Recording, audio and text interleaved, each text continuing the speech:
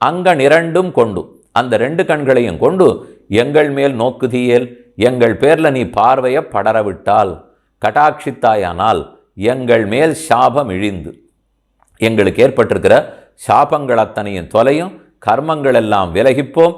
ஒத்தொத்தருக்கு சாப விமோசனத்துக்கு ஒன்னொன்று இருக்கும். அகல்லை சாபம், ராமனுடைய திருவடி பட்டது, சாப விமோசனம் நடந்தது. இது போல எத்தனை கதைகள்லாம் கேட்குறோம். விஸ்வாமித்திரர் சாபமிட்டார், வசிஷ்டர் சாபம் இருந்தது. எத்தனையோ பேர், நல்லவர்களுக்கெல்லாம் சாபம் இருந்திருக்கு, தீயவர்களுக்கெல்லாம் சாபம் இருந்திருக்கு. சாபத்திலேருந்து விமோசனம், ஒத்தொத்தருக்கு ஒவ்வொரு சாபம்னா அதற்கு ஒவ்வொரு விமோசனம் இருக்கலாம். நமக்கு அப்படியெல்லாம் ஒரு சாபமும் இல்லை. ஆனால் நானே நாராவித நரகம் புகும் பாவம் செய்தேன். எத்தனையோ நாளா நம்மை அறியாமல் செய்த பிழைகள், அறிந்து செய்த பிழைகள், அறிந்து செய்தாலும் அதுக்கு பரிதாபம், வருத்தப்படாத பிழைகள், இது எல்லாத்தையும் ஒரேடியாக போக்கணும்னா என்ன வழி? பகவானுடைய கடாட்சம் நம் மேரில் படுவது தான் வழி. அதைத்தான் பெற்றுவிட்டோமானால் நம் செயல்கள்லாம் நன்னா இருக்கும், ஞானமே நன்றாக இருக்கும், பக்தி நன்றாக இருக்கும், ஆற்றல் மிக்கவர்களாக இருப்போம்.